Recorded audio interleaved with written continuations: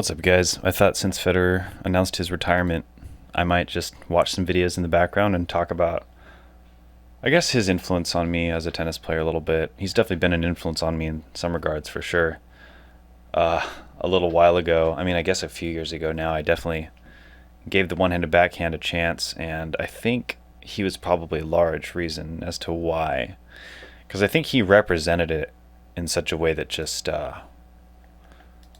really revealed how beautiful of a shot that can be. Look at that. I think that one, I saved that picture actually because it looks a little bit funny. Maybe it's not the most graceful example of a one-handed backhand, but yeah, he plays with a grace that seems pretty unimitated. I think there's other players on the tour that have like a really beautiful just way of hitting the ball and maybe even moving around the court. I think Federer is amazing at both. But yeah, that shot right there, I think that's a pretty famous shot. See if I can get another one. I was saying this a while ago, is I think Federer is more famous for his backhand than his forehand, even though I think he has one of the best forehands on the tour. I don't know if I'd say he has the best backhand on the tour, And he himself has been interviewed saying that he thinks the two-handed backhand is probably a better shot. I think he even said something like his kids or something will learn the two-handed backhand. And I think if you look at some specs and you compare him to like Djokovic and Nadal, and you look up a spec like how many points were won off of the return, so like somebody serves and then returns, I think that there might even be a spec like for which shots came to his backhand that he won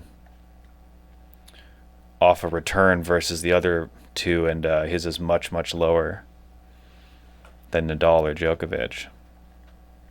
And it may entirely be because of the one-handed backhand. I don't know. It's either a him thing or it's a one-handed backhand thing. I think it's both. The one-handed backhand, as someone who gave it a good shot and still kind of keeps it in his pocket, I still have days where I sort of focus on it a little bit, but I'm really trying to just commit to the two-hander. Yeah, you need a little more time. You catch it more in front of you, which means you actually take away time from yourself and I guess the opponent too. But yeah, he's kind of like accidentally an ambassador of the one-handed backhand, even though he doesn't necessarily recommend it. But he himself also said that he had to play with the one-handed backhander just because a lot of the greats growing up, when he was up and coming as a tennis player, or just a really young, passionate tennis player, all the people he looked up to were one-handed backhand players. But I think by the time that Federer was seen as like, one of the next gen great tennis players, he was probably playing in an era of tennis where the two-handed backhand was much more popular.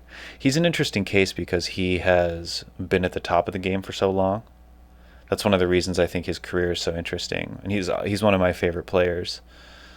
And I'm not like the nerdiest, like most aware of, tennis players and stuff. Like I'm not that guy that just watches a ton of tennis. I'm really out there playing every day, but I don't really watch too much tennis. But there's a few people's careers I have some intrigue with and some things that I might know or something like that. And he's one of those guys that I kind of follow.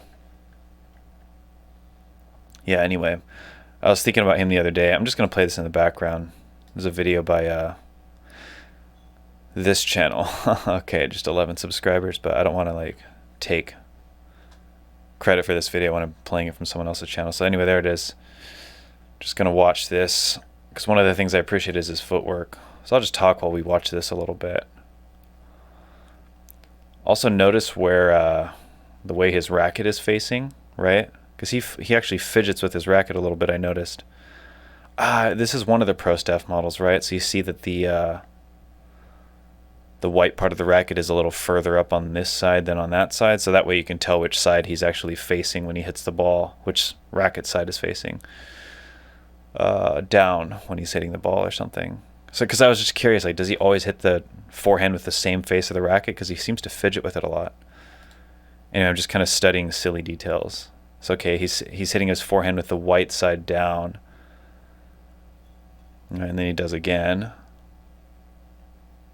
Sorry, there's so many topics going on at the same time I'm doing this little video. I'm probably going to lose track. We're just talking. We're just honoring Federer a little bit. So again, fidgets, but then he hits again with the same side. A lot of pros have a custom molded handle, and that gave me the idea to give my handle a custom mold, and I do it in my own way. I did a video on that, which is, it's kind of a meticulous video, but I think it's a really effective and nice way of doing that. But basically my handle really it fits in my hand so perfectly, but it also makes it so that I always want to hold it in the same spot for a backhand or a forehand. But that's also a nice thing. I always know just from holding my racket which side feels right.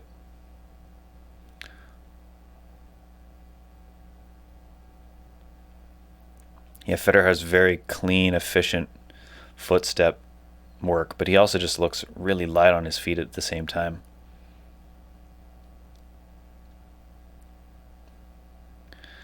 The thing is, I would say that one of the strengths in his game, I mean, he's got so many, but one of the strengths in his game is his footwork. But I also can't say that he has the most aggressive footwork or that he can get to the craziest balls. There's just something really clean and light about his footwork. You know what I mean? Alcaraz is one of those guys where it's like he has such intense, explosive court movement and athleticism that he really might get to some crazy balls.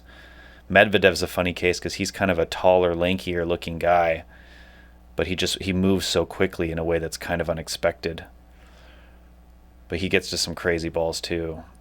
Nadal, definitely, especially in his prime, which is crazy because he has like a serious foot condition. He is one of the fastest movers. Okay, see, so there's Federer actually going out and sliding for a shot. I don't see him do that as much as the other players do.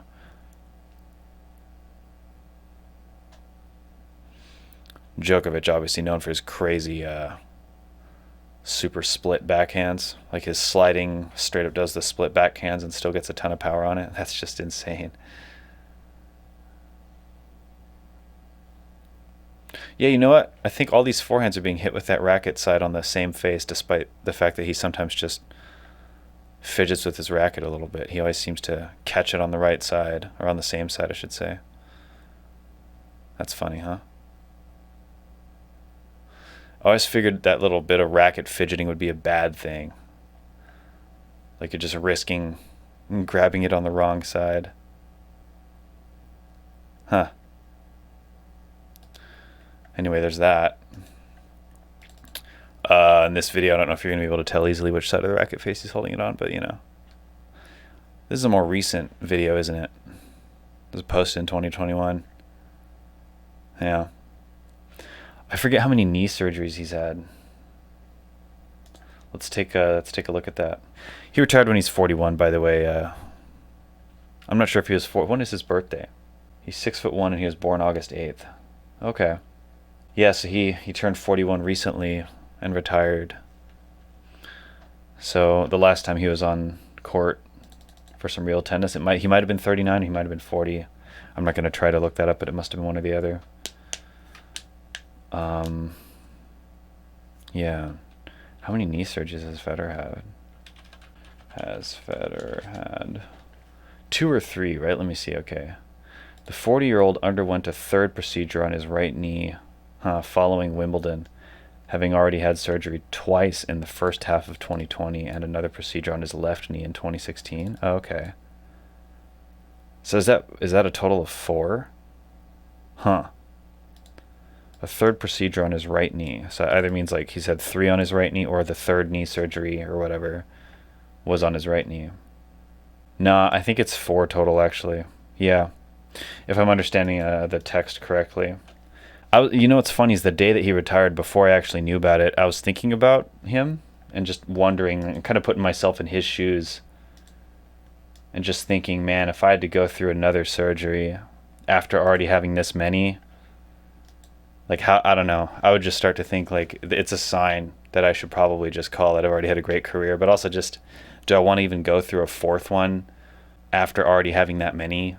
Just for a chance of maybe being able to play a little bit more after the last 3 didn't necessarily work. Although I guess you can't say they didn't work. I mean, he had a few more years of professional tennis, and it was probably thanks to those surgeries, right?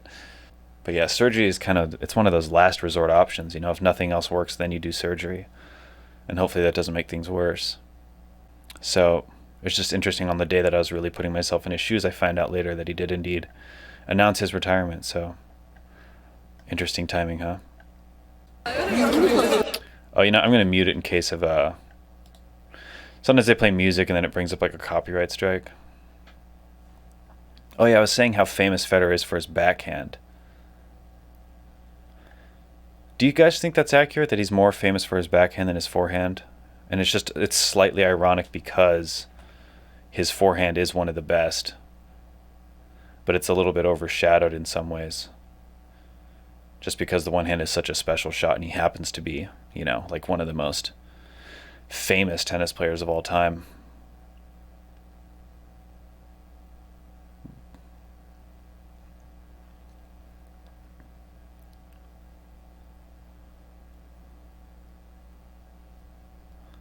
I could be wrong here, but I think clay court is his weakest surface. Is that correct? I think Wimbledon is where he's really dominated, and then I think hard court is kind of somewhere in between, and then clay is after that. I'm not 100% sure, but if you're running into Grand Slams, it means that you're going to probably play Nadal in the finals if you make it that far, and you're probably not going to beat him. But what is his head-to-head against Nadal actually on clay? Let's pull it up. Federer and Nadal head-to-head. Oh, let's see what kind of things we find. I'm going to put this up here. Head-to-head detail. So 16 to 24 sounds like a big difference in Nadal's favor, but it's only 20% difference, which makes it sound like less. So what does that mean? He has his number? Federer, Nadal has his number. Is that what it is? I wonder if, I'm not really familiar with this website, but there might be a quicker way to like break down some of the specs here. So they're both 6'1". Oh, they're both 6'1", and they're both 187 pounds. That's interesting. Huh. I wish my buddy Ace was on here. He'd know exactly where to go. He probably just knows off the top of his head what their stats are in terms of how many times they ran into each other in the finals or something, and then who beat who on what surface. Oh, okay, here we go. Matches won on a hard court, so versus each other. So Federer, it looks like Federer has won more on hard court against Nadal. Nadal has won way more. Huh. Okay, and then Federer's won a couple more. That's interesting. So they haven't run into each other on grass as much, which kind of makes sense because I don't think grass surfaces are as common as the others, right? And then when it comes down to the finals, looks like Nadal has him 4 times over. Okay, and then Grand Slam finals. Oh, wow, so Federer has lost 6 times to Nadal in Grand Slam finals, and then 4 times in other finals. Interesting. Masters 1000 finals. Wow, so 7 times Nadal has won all of them? Matches won in ATP World Tour finals. Huh. Okay, well, these are interesting specs.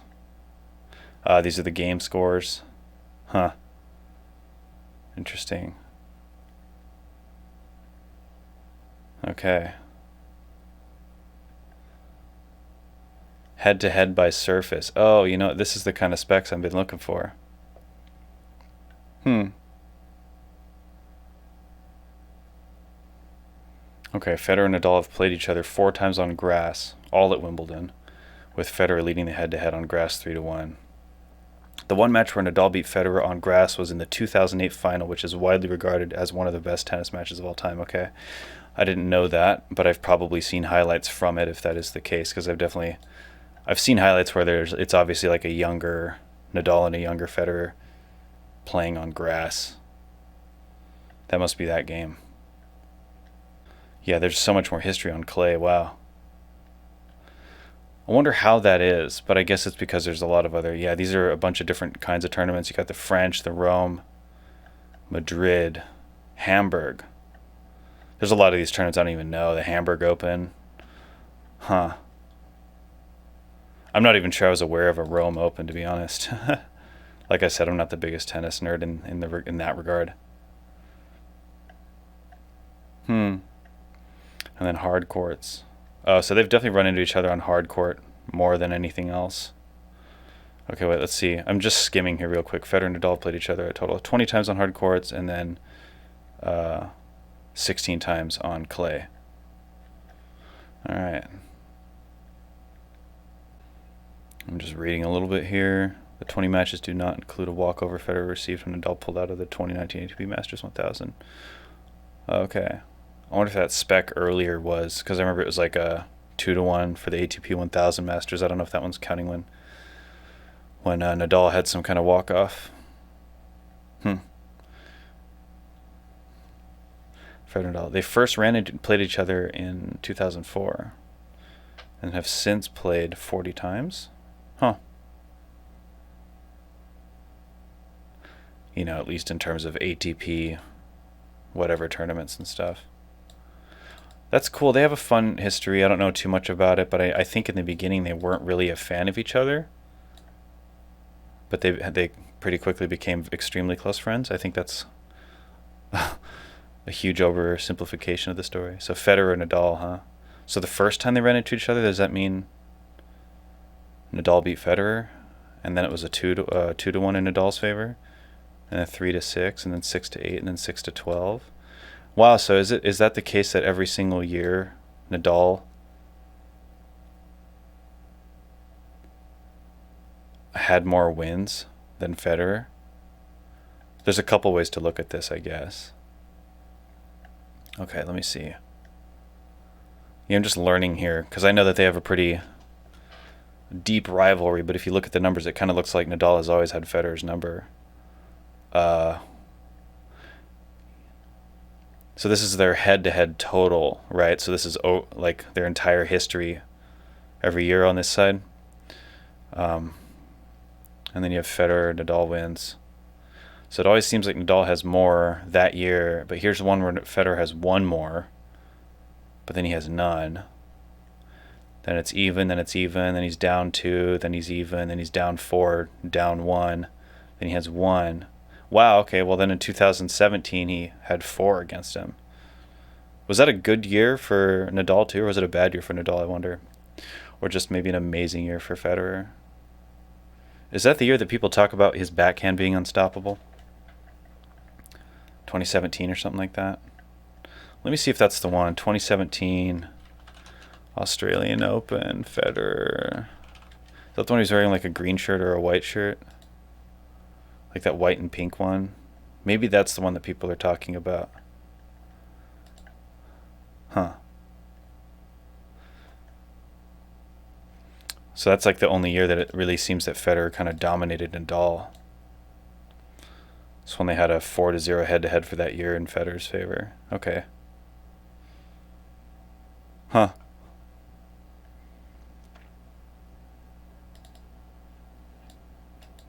Yeah, interesting.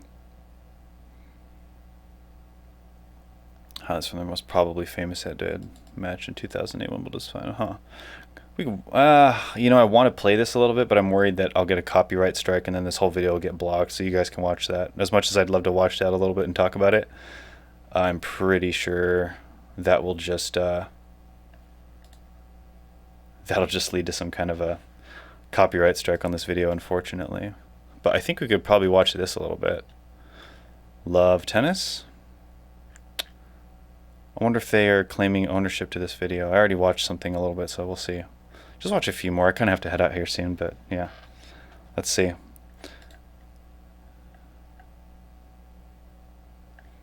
Maybe we can have a little audio. Yeah, there we go. Look at that bounce. I remember seeing that shot earlier. Let's see. Playback speed, we'll go to a quarter. It's a weird bounce. Not that one. Really intense slice. It kind of takes you to watch it in slow motion to appreciate how much slice is on the ball sometimes. Alright. A lot of slice, and then it bounces to the right despite curving to the left. Look at that. That's a really extreme bounce. I just don't know if it would bounce like that on I don't know if it would bounce like that on a hard court or a grass court. Maybe grass. But really, I'm just kind of speaking to the imperfections of clay a little bit. But mostly, it's probably, I don't know. I don't really play on clay too much. Like, is that a typical trajectory? The guy on the other side seemed pretty ready for it, I guess. Does he move before the bounce? Yeah, he does. Oh, but then he keeps moving. Yeah, it's a weird bounce. I gotta watch that one more time to see what kind of shape he put on the ball. So his, okay, okay. So it's like going down and sideways. Yeah, it's weird. Could be a trick of the camera too. Maybe it's just bouncing more straight than to the right. I'm not sure. But it looks like a pretty crazy serve.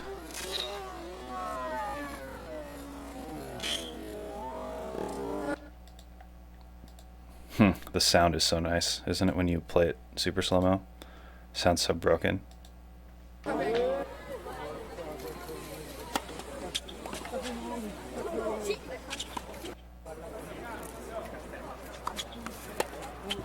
That guy's serve kind of did a similar bounce. So I guess that's just kind of how that. Yeah, maybe some of the spin bounce stuff is a little exaggerated on clay. I mean, I've played a few times on clay, just not a whole lot.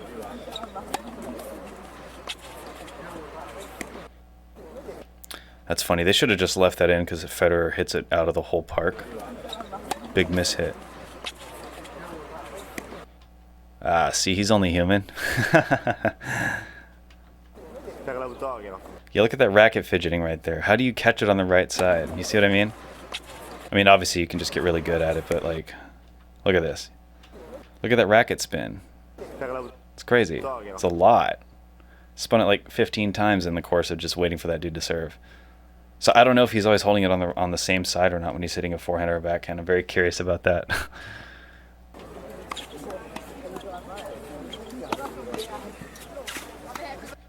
Okay.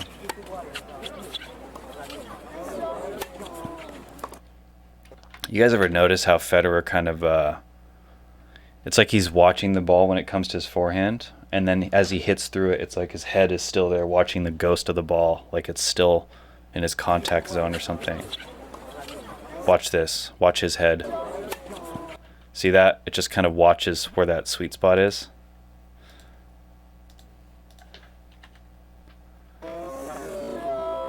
Watch his head, and then it stays there. Yeah, and it doesn't really move back until he's all the way through the shot. Wonder why. It's an interesting habit.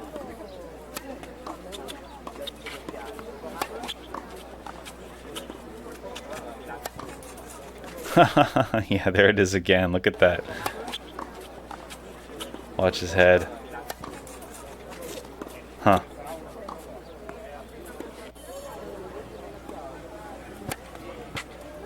Man, that placement is so good. I think Federer's a good guy to look to if you're ever wondering if ball placement is underrated. You know, he's a good example of someone who really utilizes ball placement extremely well.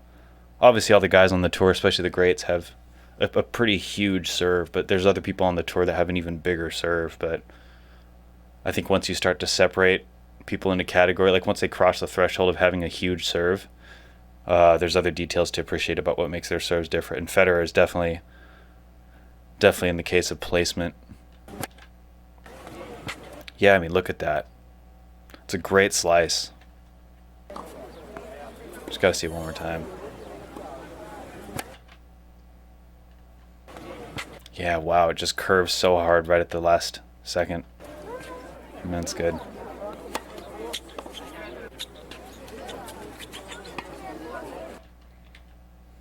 It's also interesting to look now that I've hit with both backhands. I can kind of see some of the positional differences that are required of the two. Like, look how much more he has to back up to hit a one-handed backhand.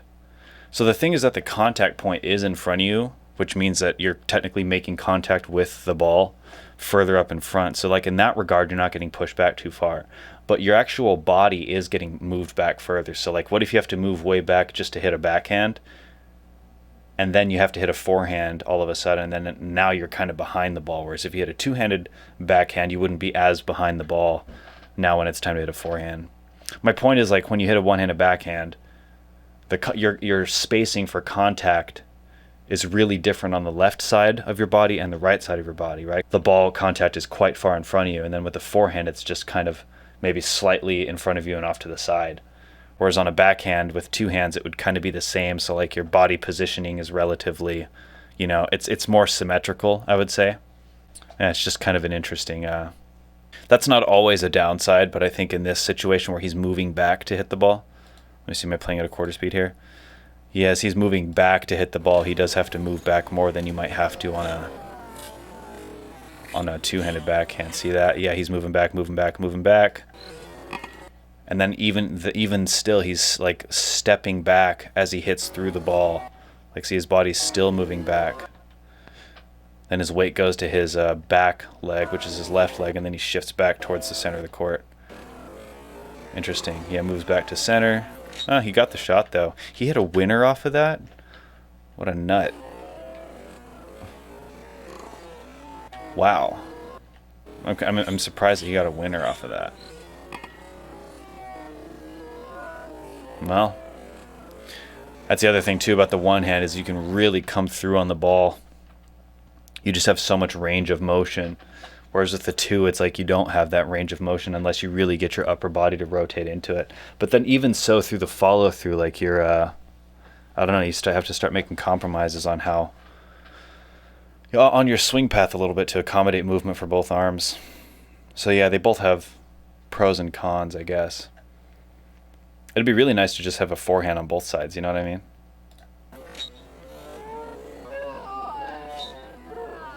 I suppose that would have its drawbacks too. This is why it's important to be a positive person. There's always pros and cons, but you gotta stay positive.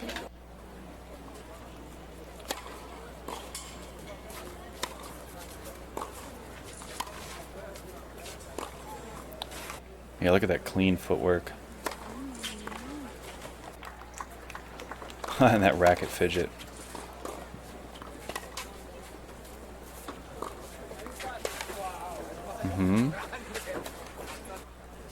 Huh. Yeah, this kind of movement's interesting to me because I don't move quite like this, obviously, because I'm not Federer and I'm not at his level at all. But it's just some of these movement decisions. Like, so you look at this. So this isn't too unusual necessarily, right? Like you're just kind of pivoting. His legs cross over, right? Okay. And he splits steps. Actually goes back a little bit. Interesting. Yeah, chase the ball. That's fine. Sliding recovery, that's ideal. Turns around. Okay, yeah, this is the thing I'm talking about. Like he kind of lunges forward, right? Well, he's running forward, and then, yeah, look, he's like jumping and just running forward at the same time. Like this is a straight just jumping forward. That's a huge split step right there. Look at that. Jeez. You know what I mean? Look at that. Just a big jump forward. Boom. Split step. Huh. Wow. Yeah, I just can't imagine moving like that where I'd literally just jump my whole body forward. It seems maybe like a clever thing. It might just be a really aggressive thing or a really clever thing. Interesting. I don't know if I do that or not. I feel like I just move forward. I don't like jump forward with both feet. I don't like combine moving forward with a split step at the same time, but that's just interesting to notice. I imagine quite a few players do that at the pro level. I'm just being a little extra analytical here because we're watching some stuff in slow-mo and it's Federer. Yeah, that's like I do that on the serve sometimes, I guess. Like if I'm returning a serve, I would do like a jumping forward split step a little bit just to kind of get your body moving forward a little. It's good for just body weight transfer because, you have less time to wind up and follow through. So I think it's good to get your body moving forward. Huh. Just watching that shot a little bit because he's pretty stretched out. Huh. Okay. Yeah, not a big follow through. Not a huge follow through here either. Kind of stops there and then brings it back. Interesting. It's probably a serve return, right?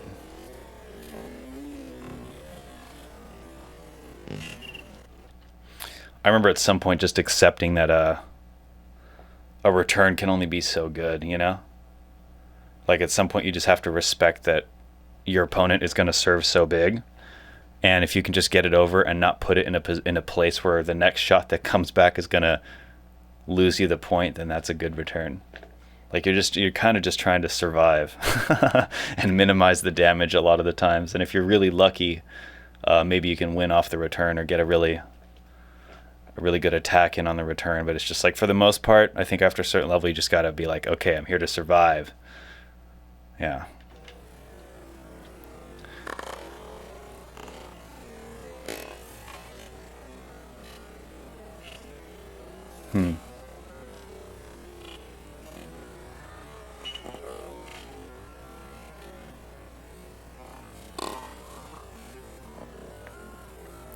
Yeah. Racket fidget, racket fidget, racket fidget. Look at that. Wow. Big split step. I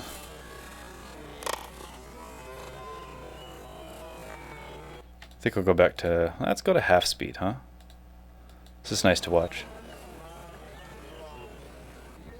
Man, imagine having this view. I guess we do though, essentially, right now. Sometimes a camera's better than watching stuff in person because you can slow things down, you can zoom in.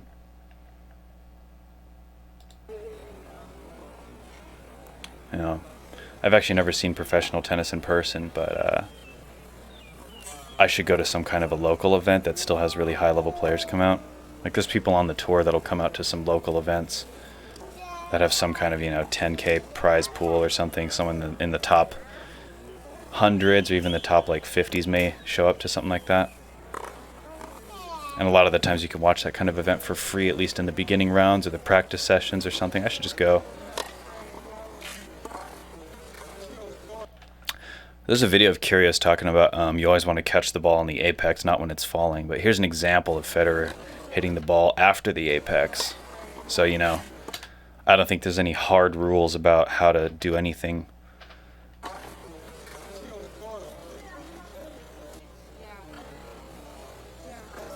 What if he catches it after the fall again? I think so that time, but the ball kind of fell out of range. Yeah.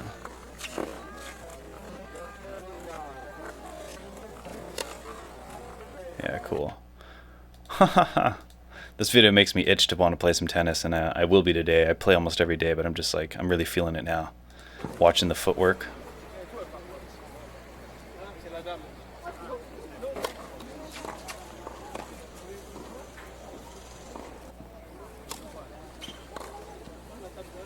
Geez, I wonder how many pictures these photographers have to edit at the end of their day. Like, do they just have 10,000 pictures of Federer they have to look through? What was that? Is he just doing some shadow swinging? Look at that. What was that? What are you doing, dude? Slow-mo, real quick. That looks so silly. He must be replaying something in his head.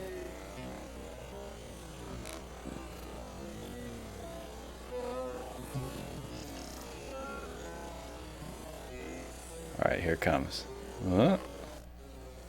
What is that? I don't know. Anyway, yeah, I think I'll probably call it there. But I just wanted to say a little something. As a Federer fan. Yeah. There's other conversations and topics I could have, but I think I'll save them for other videos. I just wanted to do a little something for now. There's a lot of things to say about him, like how he's transitioned rackets over the years and how he's been at the top of the game for so many years in tennis, and what kind of changes that's required for him to make in his game, but also in his racket. And those two things go hand in hand, I suppose.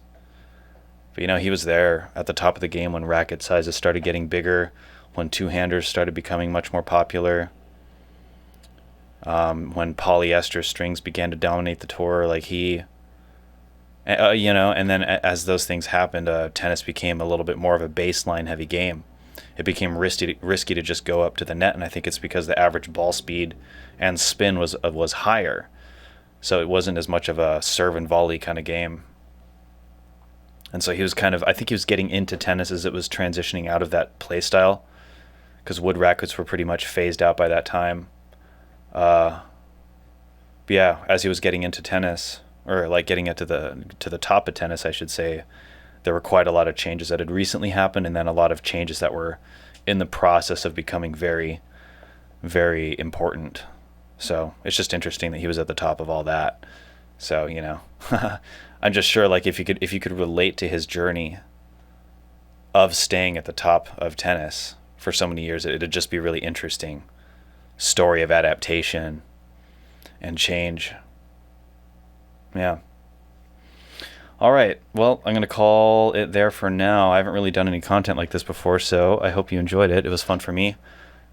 And yeah, I don't really know what to say. Federer's retired. I was wondering if he was going to go out with like another bang, but I guess he has that Laver Cup thing coming up. When is that?